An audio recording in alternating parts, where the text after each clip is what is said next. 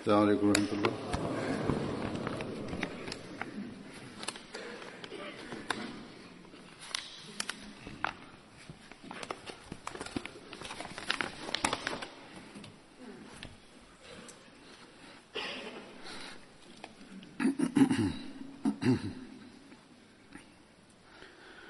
أشهد أن لا إله إلا الله وحده لا شريك له وأشهد أن محمدا عبده ورسوله أما بعد فأعوذ بالله من الشيطان الرجيم بسم الله الرحمن الرحيم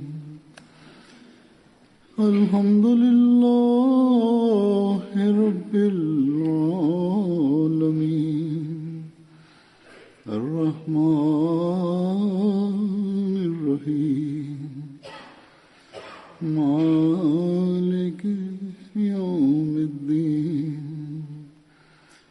إياك نعبد وإياك نستعين اهدنا الصراط المستقيم صراط الذين أنعمت عليهم غير المغضوب عليهم ولا الضالين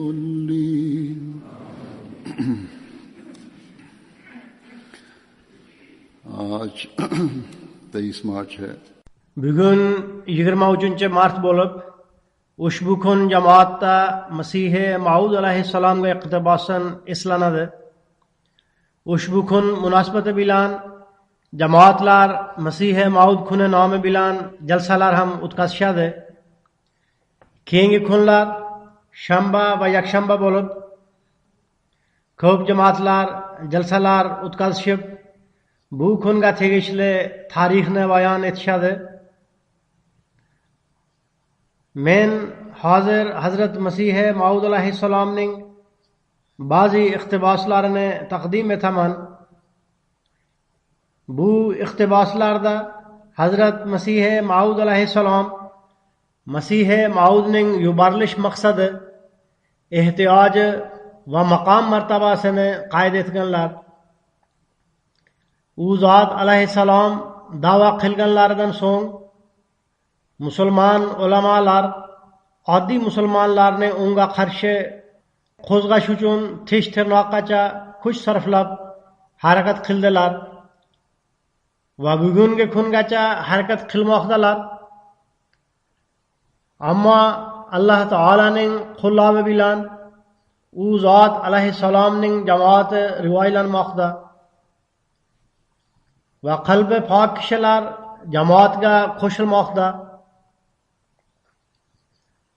Qisqasi, Hazrat Masihi Maud alayhissalom Alloh taolaning va'dasiga muvofiq o'z kelganlarini e'lon qilib, keladigan Masihi Maud menman deb shunday marhamat qildilar. Haqiqiy tavhidga, payg'ambar sallallohu alayhi vasallamning or nomusi va izzat ehtiromi hamda haqqoniyligiga va Alloh taolo kitobining Alloh taolo tomonidan bo'lganiga zulm va zo'ravonlik yo'li bilan hujumlar qilingan. Shunday ahvolda Alloh taolaning or nomusi xoch sindiruvchi kishini nozil qilishini taqozo etmaydimi? Zero u davrda nasroniylar tomonidan payg'ambar sallallohu alayhi vasallamga hujumlar qilinmoqda edi. Nima? Alloh taolo inna nahnu nazzalna zikra va inna lahu lahafizun degan o'z va'dasini unutib yubordimi? Albatta esda tutinglar. Alloh taolaning va'dalari haqdir. U o'z va'dasiga muvofiq dunyoga bir ogohlantirguvchini yuborgan. Dunyo uni qabul qilmadi, biroq Alloh taolo uni albatta qabul qiladi va kuchli hujumlar bilan uning haqqoniyligini oshkor etadi. U zot alayhissalom yana davom etib shunday deydilar: Men sizlarga rostini aytaman. Men Alloh taolaning va'dasiga muvofiq Masihi Maud bo'lib kelganman. Xohlasangiz meni qabul qilib olinglar, xohlasangiz inkor etinglar. Biroq sizlarning rad etishlaringizdan hech nima chiqmaydi. Alloh taolo qilgan iroda albatta amalga oshadi. Zero Alloh taolo oldindan Barohine Ahmadiyada shunday deb marhamat qilgan: Sadaqallohu va rasuluhu va kana va'dan maf'ula. Ya'ni Alloh taolo va uning payg'ambarining so'zi haq bo'lib chiqdi va Xudo taolaning va'dasi amalga oshdi. U zot alayhissalom yana bir o'rinda shunday dedilar: Bu jamoatni nubuvvat yo'lida sinab ko'rib, haq kim bilan ekanligini ko'rib olinglar. Quruq og'izdagi tamoyillar va maslahatlar hech foyda ko'rsatmaydi. Men o'zimni quruq gaplar bilan tasdiqlamayman. Men o'z davomini nubuvvat yo'lidagi me'yorda taqdim etaman. Unda nima sababdan ana shu tamoyil bilan uning haqqoniyligi sinab chiqilmasin. Mening gaplarimni qalblarini ochib eshitadigan kishilar foyda ko'rish va tan olishlariga ishonaman. Biroq qaysi qalblarda baxillik va gina qudurat bo'lsa, ularga mening gaplarim hech foyda ko'rsatmaydi. Ularning misoli g'ilay kishiga o'xshaydi. Unga bitta narsa ikkita bo'lib ko'rinadi. Unga qancha dalil hujjatlar bilan ikkita emas, bitta ekanligini dalil keltirsak ham u tan olmaydi. Bir voqeani bayon etib, u zot alayhissalom shunday deydilar: Bir kishining xizmatchisi g'ilay edi. Xo'jayini unga ichkaridan ko'zguni olib kel dedi. U qaytib kelib, ichkarida ikkita ko'zgu turibdi. Qaysi birini olib kelay dedi. Xo'jayini ikkita emas, bitta dedi. G'ilay kishi javoban: Men yolg'on gapiryapmanmi? Men ikkitani ko'rganman.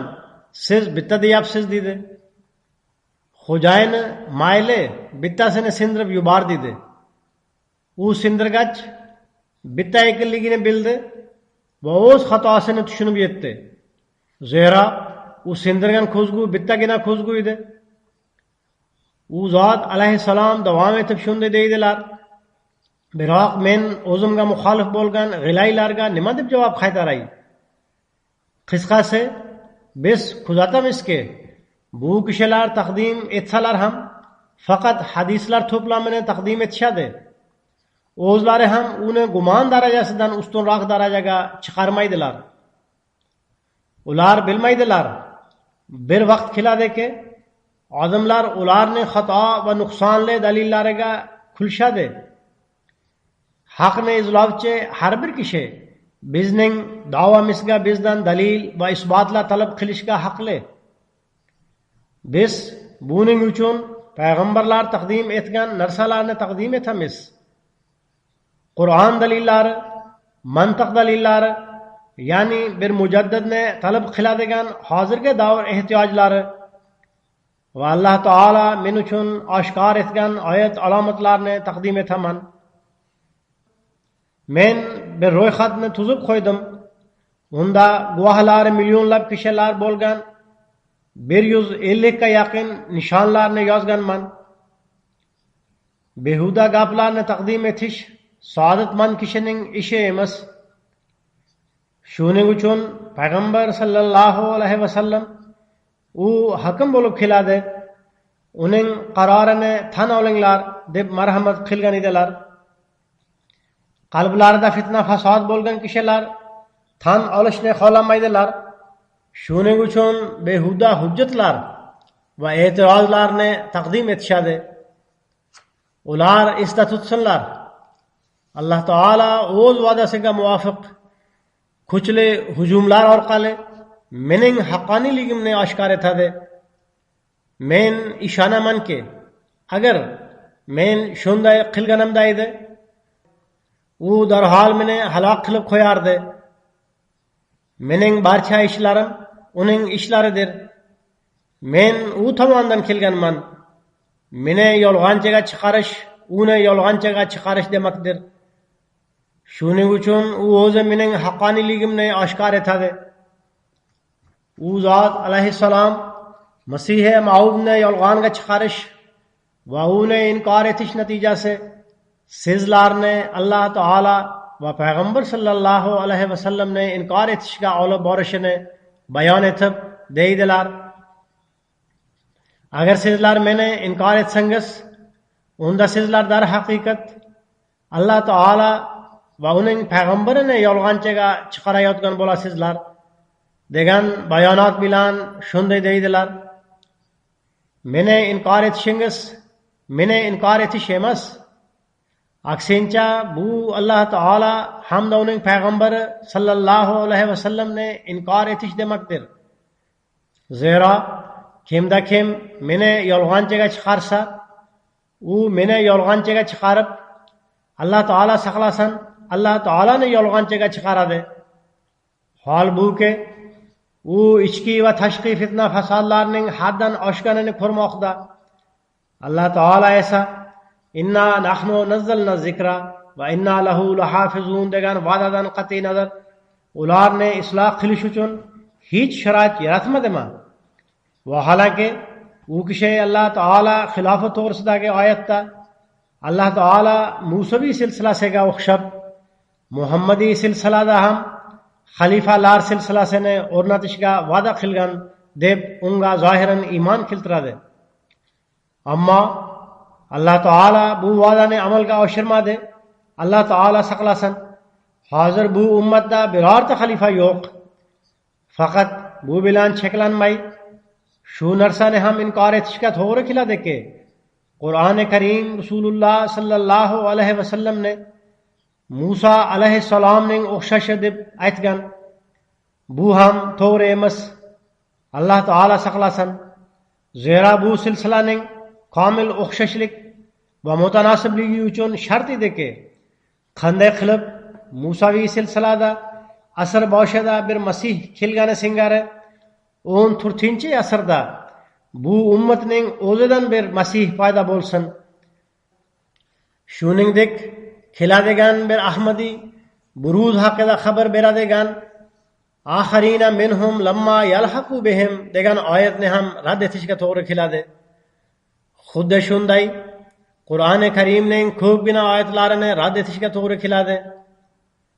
Endi o'ylanib ko'ringlar. Meni rad etish oson ishmi? Bu narsalarni men o'zimdan aytmayapman.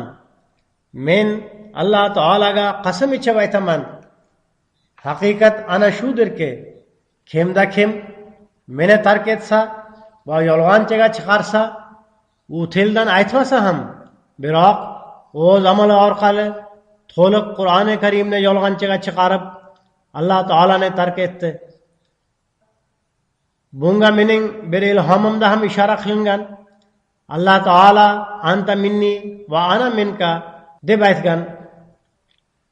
Shubhasiz meni rad etishingizda Alloh taolani rad etishingizga to'g'ri keladi va meni tan olishingizda Alloh taolo isbotlanib kuchli iymon paydo bo'ladi.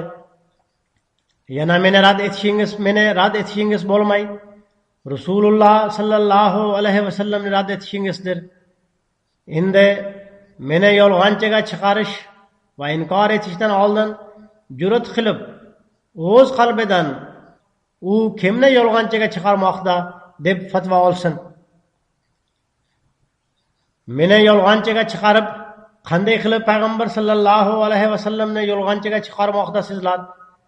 Bu narsani izohlab, u zot alayhissalom shunday deydilar: Payg'ambar sallallohu alayhi vasallam har bir asrning boshida mujaddid kelishi to'g'risida va'da bergan edilar. Alloh taolo saqlasin, u va'da yolg'on bo'lib chiqdi. U zot sallallohu alayhi vasallam imomukum minkum, ya'ni imomingiz sizlardan bo'ladi deb marhamat qilganlari ham Alloh taolo saqlasin noto'g'ri bo'lib chiqdi. U zot sallallohu alayhi vasallam Hoj fitnasi vaqtida bir Masih va Mahdiyning kelishi to'g'risida xabar bergan edilar. U ham Alloh taolo saqlasin noto'g'ri chiqdi. Zero fitna mavjud, biroq keladigan imom kelmadi. Bu gaplarni tan olgandan keyin biror kishi amalda payg'ambar sallallohu alayhi vasallamni yo'qqa chiqarguvchi bo'ladimi yoki yo'qmi? Demak, men yana ochiq oydin aytaman. Meni yolg'onchiga chiqarish oson ish emas. Meni kofir deb aytishdan oldin o'zi kofir bo'lishiga to'g'ri keladi. Meni dinsiz va gumroh deb aytishga biroz erta bo'ladi. Biroq o'z gumrohligi va baxtsizligini tan olishga to'g'ri keladi. Meni Qur'on va hadisni tark etguvchi deb aytishdan oldin avval o'zi Qur'on va hadisni tark etishiga to'g'ri keladi. Men Qur'on va hadisni tasdiqlovchiman hamda ularga muvofiq kelganman.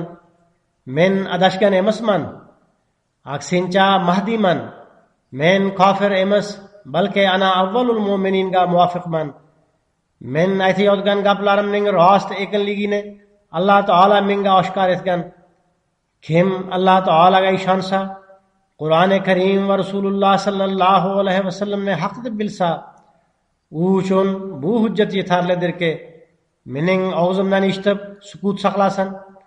Ammo qo'rqmas va andishasiz kishining muolajasi qanaqa? Alloh taolo o'zi unga tushuntirsin.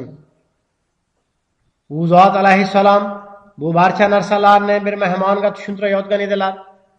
U zot alayhissalom dedilar: "Mening ishimda shoshqaloqlik qilmanglar, balki solih niyat va xotirani poklab o'ylaninglar." U zot alayhissalom yana bir joyda deydilar: "Agar bu kishilarning qalblarida baxillik va qaysirlik bo'lmasa, unda mening gaplarimni eshitib, mening orqamdan yursinlar. Shunda qarasinlarki, Alloh taolo ularni zulmatda qoldiradimi yoki nur tomon olib boradimi? Men ishonamanki, kimda kim sabr toqati bilan sidqi dildan menga ergashsa, u halok qilinmaydi, balki u hech qachon fanoga duch kelmaydigan hayotdan ulush oladi. Ya'ni bu dunyoda ham izzat ehtiromga sazovor bo'ladi, oxiratda ham Alloh taolo uni mukofotlaydi. Kimning qalbi pok bo'lsa va Xudodan qo'rqadigan bo'lsa, uning oldida ikkinchi kelish haqida Hazrat Isa alayhissalom qarorini taqdim etaman. U menga tushuntirib bersinki, Yahudilarning Masihdan oldin Eliyaning kelishi shart edi degan savoliga javoban Masih alayhissalom nimani aytgan bo'lsalar, u to'g'rimi yoki yo'qmi? Yahudilar o'z kitobini taqdim etib, Malaki payg'ambarning kitobida Eliyaning kelishi yozilib, Eliyaning o'xshashi kelishi zikri uchramaydi deyishadi. Masih alayhissalom deydilar: "Keladigan kishi ana shu Yuhannadir. Xohlasangiz buni qabul qilib olinglar. Endi bu nizoni biror hakam oldiga qo'yib ko'ringlar. U kimning haqqiga qaror chiqaradi? U albatta Yahudilar haqqiga qaror chiqaradi. Zero zohiran nima yozilgan bo'lsa, unga ko'ra qaror chiqariladi." U zot alayhissalom davom etib shunday deydilar: "Ammo bu qaror to'g'ri emas. Zero Alloh taolaga iymon keltirgan bir mo'min kishi, Alloh taolo tomonidan yuborilgan kishilar qanday kelishlarini biladi. U ishonadiki, Masih alayhissalom nimani aytgan bo'lsa, nima qilgan bo'lsa, u to'g'ri va rostdir. Hozir ish o'shandaymi yo boshqachami? Aytinglarchi. Agar Alloh taolaning qo'rquvi bor bo'lsa, bu da'voni yolg'on deb aytishga jur'at qilganida badan titrab ketadi. Afsus va nadomatlar bo'lsinki, bu kishilarda Fir'avn qavmidan bo'lgan, agar bu kishi yolg'onchi bo'lsa, o'zi halok bo'lib qoladi deb aytgan kishichalik iymon ham yo'q. Menga nisbatan taqvodan foydalanib, shunchalik aytib qo'yib, Alloh taolo menga yordam va nusrat bermoqdami yoki mening jamoatimni nabud qilmoqdami qirib turardi. Bugungi kunda ham Alloh taolaning fazl marhamati bilan bir kichkinagina qishloqdan chiqqan ovoz dunyoning 210 davlatida tarqalib ketgan. Ana shu narsa u zot alayhissalom haqqoniyligining dalili hamdir. Uzoq hududlarga jamoat payg'omi yetib borgan, nafaqat payg'om yetib borgan, balki Alloh taolo shunday mustahkam iymonli kishilarni paydo qilmoqdaki, ularni ko'rib inson hayratlanadi. 30-40 yil oldin Ahmadiyatning ana shu hududlarga yetib borishi haqida tasavvur ham qilib bo'lmasdi. Men bir voqeani aytib beraman. Benin Afrikada kichkina bir davlatdir. U yerdagi bir joyda 2012-yili jamoat barpo etilgan. Qishloqdagi Ibrohim nomli bir kishi Ahmadiyatni qabul qilgan. Ahmadiyatni qabul qilishdan oldin bu kishi musulmon va bilimli edi. Ahmadiyatni qabul qilgach, ixlos va vafosiga rivoylanib, o'z qarindoshlari va aka-ukalariga ham targ'ibot qila boshladi. Uning birodari targ'ibotidan bezib, bu kishi bizni dinimizdan uzoqlashtirmoqda deb u bilan urusha boshladi. Ammo bu kishi targ'ibot qilib turdi va haqiqiy islom, ya'ni Ahmadiyatning payg'omini odamlarga yetkazib turdi. Bu kishining sa'y harakatlari bilan atrofdagi uch qishloq Ahmadiyatga qo'shildi. Uning birodari bir do'sti bilan birgalashib Ibrohim sohibni qatl etish rejasini tuzdi. Ya'ni bu kishi Ahmadiyatni tarqatmoqda. Uning yo'lini to'sish uchun faqat bitta chora shuki, u o'ldirilsin. Ibrohim sohib deydi, men tushimda akim va uning do'stining qandaydir chuqurcha qazib bir narsani unga qo'yayotganlarini ko'rdim. Tushdan 3 kun o'tgach, akimning do'sti to'satdan betob bo'lib vafot etdi. Shunda akim, Ahmadiylar do'stimga qandaydir sehr o'tkazganlar dedi. Biroz muddat o'tgach, men yana bir tush ko'rdim. Tushimda akim bir daraxt bilan yorma-yon turib, bo'yni o'lchamoqda. Bu hududda shunday rusum borki, kishi vafot etganda uning qabrini qazish uchun daraxt tanasining po'stlog'i bilan mayitning bo'yi o'lchanadi. Toki o'sha o'lchamga muvofiq qabr tayyorlansin. Bir necha kun o'tgandan so'ng akimning homilador zavjasi betob bo'ldi va 2 kun ichida vafot etdi. Farzandlari esa betob bo'lib hech tuzalmasdi. Akim men haqimda bu kishi sehrgar deb u yerdagi qishloq boshlig'iga shikoyat qilib yordam so'radi. Qishloq sardori meni yo'lga solish uchun akimdan pul so'radi. Akim unga pul berib qo'ydi. Qishloq sardori meni chaqirib, nihoyatda g'azablanib shunday dedi: "Siz qanaqa tomosha ko'rsatyapsiz? Bir yangi dinni qabul qilgansiz. Buni darhol tark eting va tavba qiling. Aks holda keyingi kunni ko'rmaysiz." Men dedim, dinni esa men uni haqqoniy deb qabul qilganman. Men uni tashlay olmayman.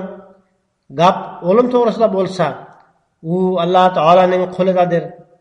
Shunda qishloq sardori dedi: "Bu hududning xudosi menman. Men xohlaganimni qilaman. Sizlar qanaqa qaror chiqarishimni bilasizlar. Men kimga u ertangi kungacha o'ladi deb aytsam, u albatta o'ladi." Men dedim, "Mayli, siz bu yerdagi kishilarga shunday desangiz kerak. Biroq men sizga hech nima demayman, ammo dinimni tark etmayman. Zero bu haqiqat bo'lib, haqqoniy islomdir." Shunda u kishi yanada g'azab otiga minib, uni bir xonaga olib borib qamab qo'yinglar, dedi. Men u kishilarga, "Sizlar mening ishimga aralashmanglar, meni qamamanglar" dedim. Biroz pul olib, u kishilar meni qo'yib yubordilar. Ertasi kuni qishloq sardori falaj bo'lib, qimirlay olmay qoldi va 2 kundan so'ng vafot etdi. Bu narsani ko'rib, akim qarindoshlarga bizni yarashtirib qo'yishni aytdi. Men dedim, "Mening hech kim bilan kelishmovchiligim yo'q. Biz sulhni yoqtirguvchi kishimiz. Islomning haqiqiy payg'omi ham ana shu. qishloq sardorining oqibatini ko'rib odamlar qattiq ta'sirlandilar va ahmadiyatning haqqoniyligi isbotlandi. Demak, shu narsalarni Alloh taolo bugun ham Hazrat Masih Maud alayhissalomni qo'llab ko'rsatmoqda. Hazrat Masih Maud alayhissalom deydilar: "Qaranglar, men Alloh taolo nomiga qasam ichib aytamanki, meni tasdiqlash uchun minglab oyat alomatlar zohir bo'lmoqda va kelajakda ham bo'ladi. Agar u insonning reyasi bo'lganda edi, shu qadar yordam va nusrat bo'lmasdi. Bu Alloh taolaning reyasi bo'lganligi uchun yordam bo'lmoqda." U zot alayhissalom yana bir joyda Mujaddid hamda Masih Maudga ehtiyoj to'g'risida zikr qilib deydilar: "Har bir ekinni o'rish vaqti kelganidek, hozir fitna fasodlarni bartaraf etish vaqti ham keldi. Haqqoniy kishini obro'sizlantirish va unga gustohlik qilish avj olgan. Alloh taolo saqlasin, payg'ambar sallallohu alayhi vasallamning qadr qimmati pashsha va arichalik ham qilinmagan. Inson aridan qo'rqadi, pashshadan ham hadiqsiraydi. Biroq payg'ambar sallallohu alayhi vasallamni yomonlashda hech ikkilanmaydilar. Ularga kazzabu bi oyatina degan oyat to'g'ri keladi. Ular og'izlarini qanchalik ochishlari mumkin bo'lsa, o'shanchalik ochib, baqira so'kib turdilar. Darhaqiqat, endi bu narsalarni bartaraf etish uchun vaqt keldi. Shunday vaziyatda u doimo uning buyukligi va jaloli uchun jo'shqinligi bor kishini turg'izadi. Shunday kishiga botiniy yordam beriladi. Darhaqiqat, barcha ishlarni Alloh taolo o'zi qiladi, ammo uni paydo qilib sunnatni amalga oshiradi. Balan tajadali sunnatillahi tabdila. Endi Alloh taolo o'z sunnatiga muvofiq meni yuboradigan vaqt keldi. Alloh taolaning qudrat sahifasiga nazar tashlaganda shu narsa ma'lum bo'ladiki, narsalar haddan oshganda osmonda tayyorgarlik qilinadi. Tayyorgarlik ko'rish vaqtining kelishi uning belgi alomatidir. Haqqoniy payg'ambar, rasul va mujaddidning katta belgisi shuki, u o'z vaqtida kelsin va ehtiyoj bo'lgan vaqtda kelsin. Odamlar qasam ichib aytsalarchi, bu vaqt osmonda tayyorgarlik ko'rish vaqti emasmi? U zot alayhissalom odamlarga savol bermoqdalar. Ya'ni sizlar qasam ichib aytinglarchi, bir mujaddidning kelish vaqtimi yoki yo'qmi? Bugungi kunda ham odamlar bizga biron bir islohotchiga ehtiyoj bor deb aytishadi. Balki Pokistondagi mullalar o'zlari ham buni aytishadi, ammo Masih Maudni inkor etishadi. U zot alayhissalom davom etib deydilar: Alloh taolo barcha narsalarni o'zi amalga oshiradi. Biz va jamoatimiz a'zolarining barchasi hujralarda o'tirib olsak, shunda ham ish amalga oshadi. Hamda dajjal inqirozga uchraydi. Tilkal ayyamu nudaviluha baynan nas. Ya'ni kunlar o'zaro almashib turadi. Uning avjiga chiqqanligi, uning inqirozga yuz tutish vaqti yaqinligidan xabar bermoqda. Biron bir narsa cho'qqisiga yetganda inson ham endi men barcha kuchlarga egaman, barcha rivoylanish qo'limda deb o'ylaganda cho'qqisiga chiqqandan so'ng inqiroz boshlanadi. Xuddi shunday islomga qarshi bo'lgan kuchlar yoki ahmadiyatga qarshi bo'lgan kuchlar yaxud Masih Maud alayhissalomga qarshi bo'lgan kuchlar, ularning inqirozi ham boshlandi. U zot alayhissalom deydilar: uning yuksalishi inqirozga yuz tutishini bildiradi. Uning obodligi uning vayronaligining belgisidir. U men nihoyatda kuchliman deb o'ylaydi, biroq endi u barbod bo'ladi. Ammo salqin shabada esmoqda Alloh taolaning ishlari asta sekinlik bilan amalga oshadi.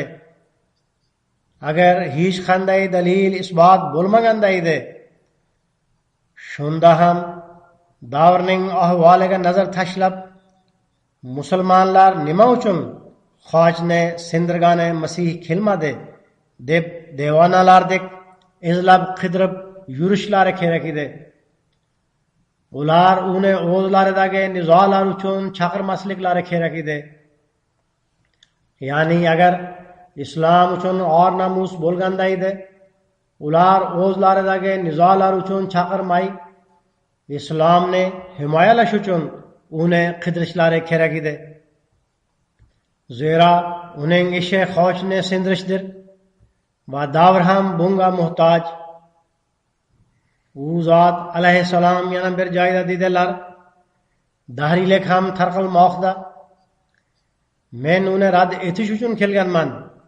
Shuning uchun uning nomi Masihi Mauddir. Agar mullalar odam bolasining xayrixohligi va foydasini ko'zlaganlarida edi, bizga bildirayotgan munosabatini hech bildirmasdilar. Ular o'ylashlari kerak ediki, ular bizga qarshi fatvo chiqarib nimaga erishdilar? Alloh taolo nimani bo'l deb aytgan bo'lsa, uni kim bo'lmasin deb ayta oladi. Ular fatvo chiqarib nima foyda ko'rdilar? Jamoat esa oldingidek rivojlanmoqda. Alloh taolo bo'l deb qaror chiqarganda u albatta bo'ladi. Hech kim uni to'xtata olmaydi. Bizga qarshi bo'lgan kishilar bizga xizmatchidir. Ular ham qandaydir shaklda gapimizni sharq va g'arbgacha yetkazib qo'yishadi. Jamoatga qarshilik bildirayotgan kishilar darhaqiqat Ahmadiyat payg'amini yetkazmoqdalar. Zero ularning gaplari sabab e'tiborlar tortiladi. Ba'zi kishilar xat orqali aloqa qilib, biz falonchi mullaning qarshiligi yoki falon joyda sizlarga qarshi gaplar bo'layotgan edi. Shu sabab bizda tadqiqot uchun qiziqish paydo bo'ldi va biz jamoatga qo'shilmoqchimiz deb yozishadi. Endi internet orqali jamoat adabiyotlari ham muhayya. Har bir joyda boshqa narsalar ham topiladi. Ularni qiyoslasak ham bo'ladi. Demak, mullalar orqali ham targ'ibot uchun vositalar paydo bo'lmoqda. Ko'pgina kishilar borki, ular bu jamoatning nima keragi bor? Masihi Maud alayhissalom kelib, bir yangi jamoatni tuzib oldilar. Oldin ham ko'p firqalar bor-ku. Bunga qanaqa ehtiyoj bor edi deb e'tiroz bildirishadi. Bugungi kunda ham e'tiroz bildiruvchilar shunday e'tiroz bildirishadi. Ba'zida Ahmadiylar bu e'tirozlarni eshitib javob bermay sukut saqlashadi. U zot alayhissalom shunday deydilar: odamlar biz namoz va ro'zani ado qilmaymizmi deyshadi. Ular shu yo'l bilan aldashadi. Xabardor bo'lmagan kishilar bunday gaplarni eshitib aldanish ehtimoli bor. Ular bilan birga bo'lib biz namoz o'qiymiz, ro'za tutamiz, zikr azkor qilamiz. Yangi jamoat tuzib bo'linishni yuzaga chiqardilar deb aytish ehtimoli bor. U zot alayhissalom deydilar: esda tutinglar, shunday gaplar kalta fahmlik va ma'rifatning yo'qligi natijasidir. Bu mening ishim emas. Agar bo'linish yuzaga chiqqan bo'lsa, uni Alloh taolo yuzaga chiqargan. Jamoatni men tuzmaganman. Alloh taolo menga jamoat tuzing deb aytgan edi. Bu jamoatni u tuzgan. Zero iymon holati zaiflashaverib, iymonning kuch-quvvat umuman yo'q bo'ldi. Alloh taolo bu jamoat orqali haqiqiy ruhini purkashni xohlaydi. Shunday vaziyatda ularning e'tirozi o'rinsiz va behudadir. Demak, esda saqlanglar, shunday vasvasa birovning ko'nglida hech ham paydo bo'lmasligi lozim. Agar chuqur diqqat va o'y yuritsak, bu vasvasa paydo bo'lolmaydi. E'tibor bermaslik sababli bu vasvasa paydo bo'ladi. Ya'ni ular zohiriy holatga qarab turib, boshqa musulmonlar ham bor deb aytib qo'yishadi. Shunday vasvasalardan inson tezda halok bo'ladi. Men ba'zi kishilarning xatlarini ko'rganman. Hazrat Masih Maud alayhissalomga bayat qilgandan keyin kishilarning xatlari kelar edi. Ular zohiran bizning jamoatimizda bo'lib, ular bizga boshqa musulmonlar ham namoz o'qishadi, kalima keltirishadi, ro'zalar tutishadi, solih amallar qilishadi va solih kishilarga o'xshaydi. Unda bu yangi jamoatning ne hojati bor deb aytganda, u zot alayhissalom dedilar: bu kishilar bizning jamoatimizga kirishlaridan qat'iy nazar shunday vasvasalar va e'tirozlarni eshitib javob qaytara olmadik deb yozishadi. Shunday xatlarni o'qib, bunday kishilarga afsuslanaman va ularga rahm keladi. Zero ular bizning haqiqiy maqsad va muddaomizni tushunmadilar. Ular ko'radilarki, bu kishilar bizga o'xshab an'anaviy shaklda islom shartlari va rukunlarini ado etishadi.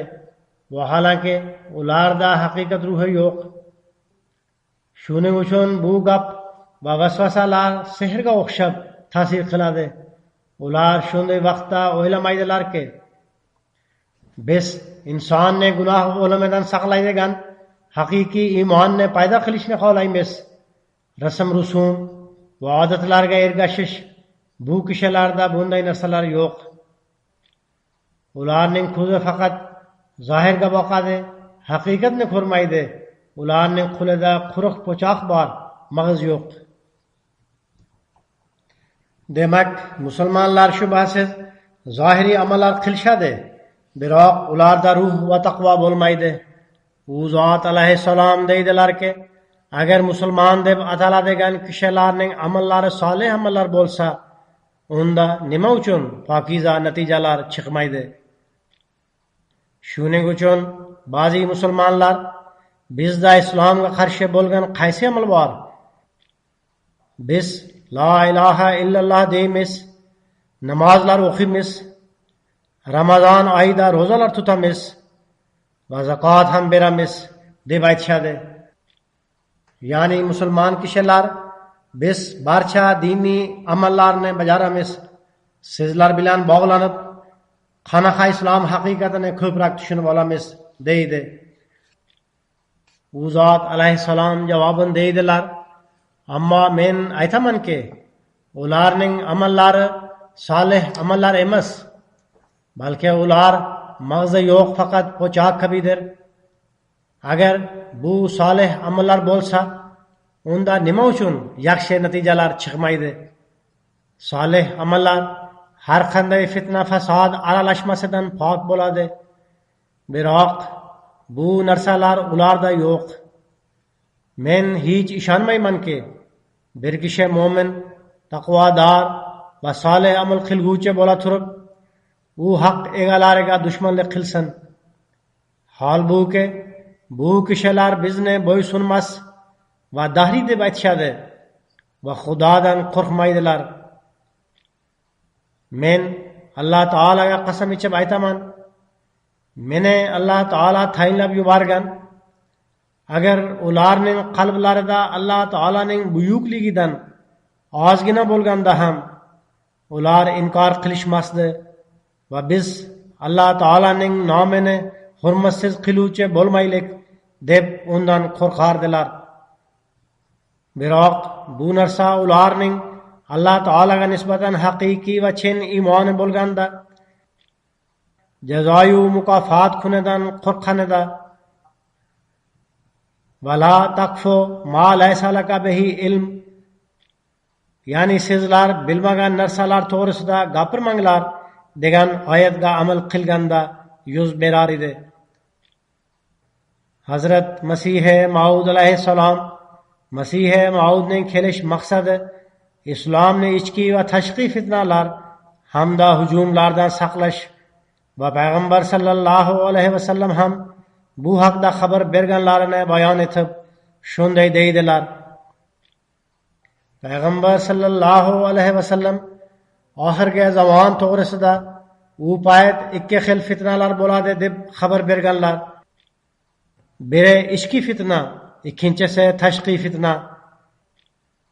Ichki fitna shunday bo'ladiki, musulmonlar haqiqiy hidoyatga amal qilmaydilar va shaytoniy amallarga bo'ysunishadi. Ularda solih amallar qolmaydi. Ular qimorbozlik, zino, aroqxo'rlik va har qanday fisq va fujurga mubtalo bo'lib, Alloh taolaning had hududlaridan chiqib ketishadi. Alloh taola man etgan narsalarni inobatga olmaydilar. Namoz va ro'za tark etilib, Alloh taolaning ahkomlariga hurmatsizlik qilinadi hamda Qur'onning ahkomlari bilan masxara qilinadi. Musulmonlarning amaldagi ahvolining buzilishi ichki fitnadir. Sizlar kuzatsangiz, musulmonlarning aksariyati o'zaro bir-biriga zulm qilmoqda. Tashqi fitna shunday bo'ladiki, payg'ambar sallallohu alayhi vasallamning zotlariga yolg'on to'qib chiqariladi. Bu narsa ham shu kunlarda ro'y bermoqda. Qalbiga ozor yetkazadigan har qanday hujumlar orqali islom haqorat qilinib, uni buzishga harakat qilinadi. Masihning Xudo ekanligini tan oldirish uchun va salibdagi la'natga iymon keltirish uchun turli hiyla va chora tadbirlar ko'riladi. Qisqasi, bu ikkalasi ichki va tashqi azimushon fitnalarni isloh qilish uchun payg'ambar sallallohu alayhi vasallam orqali shunday deb bashorat berilgan: bir kishi bu ummat ichidan turg'iziladi. U tashqi fitnalar va nasroniy dinning haqiqatini oshkor etadi. Shu jihatdan u Masih ibn Maryam deb ataladi. Shuningdek, ichki bo'linishlar va yo'ldan ozishlarni bartaraf etib, hidoyatning to'g'ri yo'liga qoyim qiladi. Shuning uchun Mahdi deb ataladi. Va oxirina menhum degan oyatda xuddi shu bashoratga ishora qilingan. Demak, biz Hazrat Masih Maud alayhissalomni tan olganlarning Alloh taolo bilan aloqasi hamda taqvo me'yorlari boshqa musulmonlarga nisbatan yuksakroq bo'lishi kerak. Huzur alayhissalom tasvirlab bergan ahvol bizniki bo'lmasligi lozim. Bizning amaldagi ahvolimiz boshqalarga nisbatan yaxshiroq bo'lishi kerak. Bizning amallarimiz doimo Alloh taolaning roziligiga muvofiq va solih bo'lishi kerak. Chunonchi bu narsani u zot alayhissalom bayon qilib shunday deydilar: kishi bayat qilib, bu jamoat haqqoniydir va uni qabul qilganda u barakaga ega bo'ladi deb o'ylashgina kifoya qilmaydi. Solih amallar bo'lmaguncha Alloh taolo faqat qabul qilishdan suyunmaydi. Bu jamoatga kirgandan so'ng solih bo'linglar, taqvodor bo'linglar. Bu vaqtni duoda o'tkazinglar. Kuni tunni tavba tazarru bilan o'tkazinglar. Sinov vaqtida Alloh taolaning g'azabi ham alangalangan bo'ladi. Shunday vaqtda duo, tavba tazarru va sadaqa ehson qilinglar. Yumshoq tilli bo'linglar. Istig'for qilishga odatlaninglar. Namozlarda duo qilinglar. Yalinib turgan kishi o'lmaydi degan maqol mashhurdir. Faqat tan olish kifoya qilmaydi. Tan olib, unga e'tibor qaratmasa hech foyda yo'q. So'ngra baytdan foyda ko'rmadik deb shikoyat qilish befoydadir. Alloh taolo quruq so'z bilan rozi bo'lmaydi. So'ngra u alayhissalom solih amalni izohlab deydilar: Alloh taolo Qur'oni Karimda iymon bilan birgalikda solih amalni ham qo'ygan. Zarracha ham fitna fasod bo'lmagan amal solihdir. Esda tutinglar, insonning amallariga o'g'rilar doimo hujum qilishadi. Bu o'g'rilar qanaqa? Riyokorlik, xo'ja xursandlik uchun kishi amal qiladi. Hayratlanarlisi shuki, u amal qilgandan so'ng men juda katta solih amal qildim deb o'zidan xursand ham bo'ladi. Undan yuz beradigan har qanday gunohlar va buzuqliklar sababli uning amallari yo'qqa chiqadi.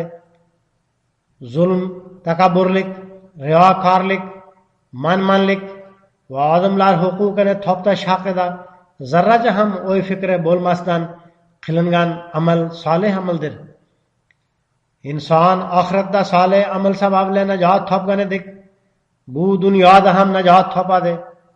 Agar uyda bir kishi ham solih amal qilguvchi bo'lsa, to'liq uy saqlanadi.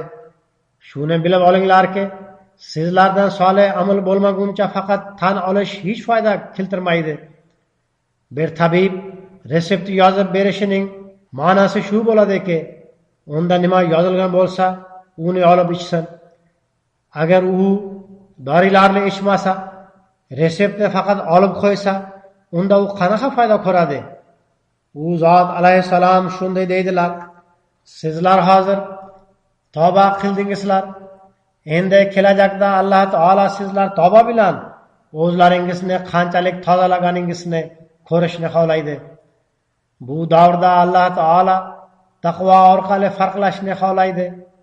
Ko'pgina kishilar Alloh taolaga shik va shikoyat qilishadi va o'z nafslariga esa qaramaydilar. Inson o'z-o'ziga zulm qiladi. Aksincha Alloh taolo esa nihoyatda rahim va karimdir. Ba'zi odamlar o'z gunohlaridan xabardor bo'ladilar va ba'zilarining esa o'z gunohlaridan xabari ham bo'lmaydi. Shu sababdan Alloh taolo muntazam istig'for qilishga buyurgan.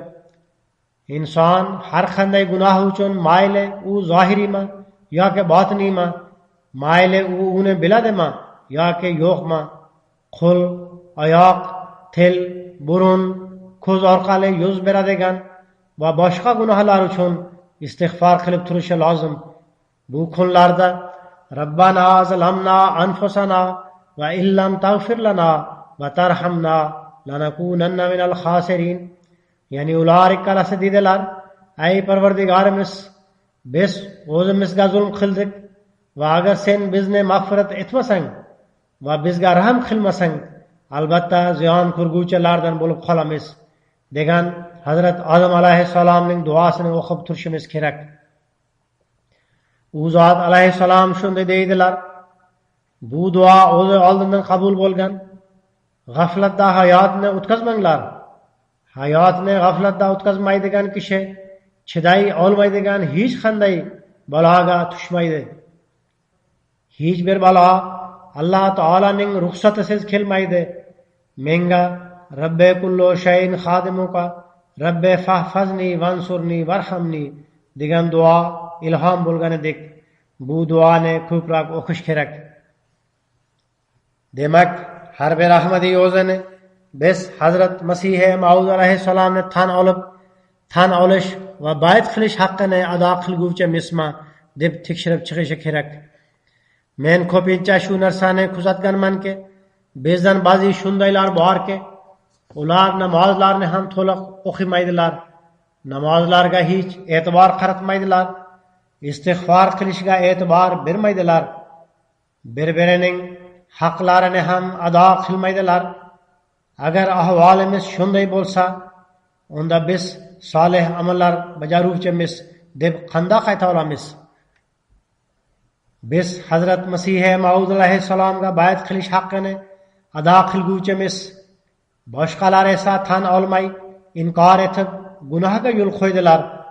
Biz esa tan olgach, o'zimizda o'zgarishni paydo qilmay, ahad qilib, uni amalga oshirmaganligimiz sabab gunohga yo'l qo'ymoqdamiz.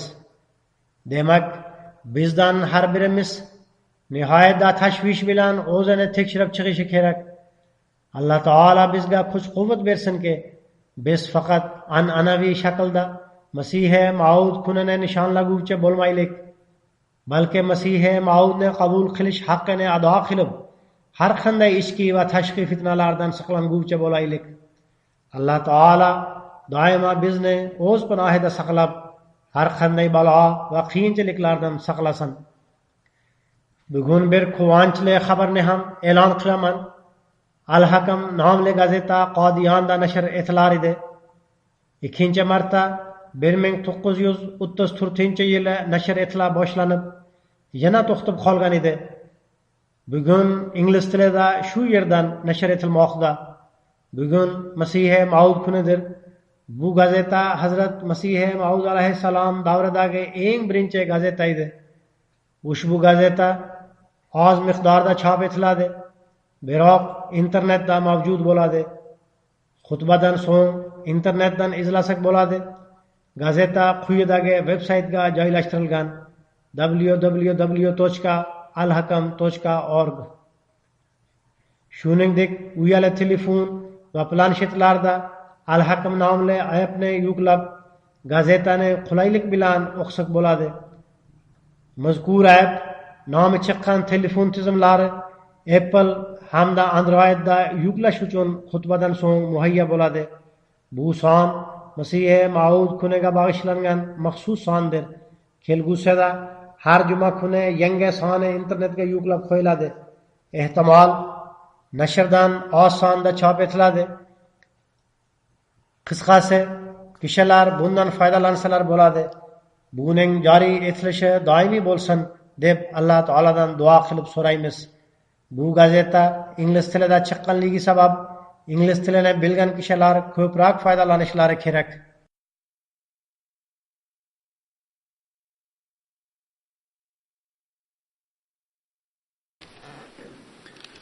Alhamdulillah nahmaduhu wa nasta'inuhu wa nastaghfiruhu wa nu'minu bihi wa natawakkalu alayhi wa na'udzu billahi min shururi anfusina wa min sayyiati a'malina. من يهده الله فلا مضل له ومن يضلل فلا هادي له ونشهد أن لا إله إلا الله ونشهد أن محمدا عبده ورسوله. عباد الله رحمكم الله، إن الله يأمر بالعدل والإحسان وإيتاء ذي القربى وينهى عن الفحشاء والمنكر والبغي يعظكم لعلكم تذكرون. اذكروا الله يذكركم وادعوه يستجب لكم ولذكر الله أكبر.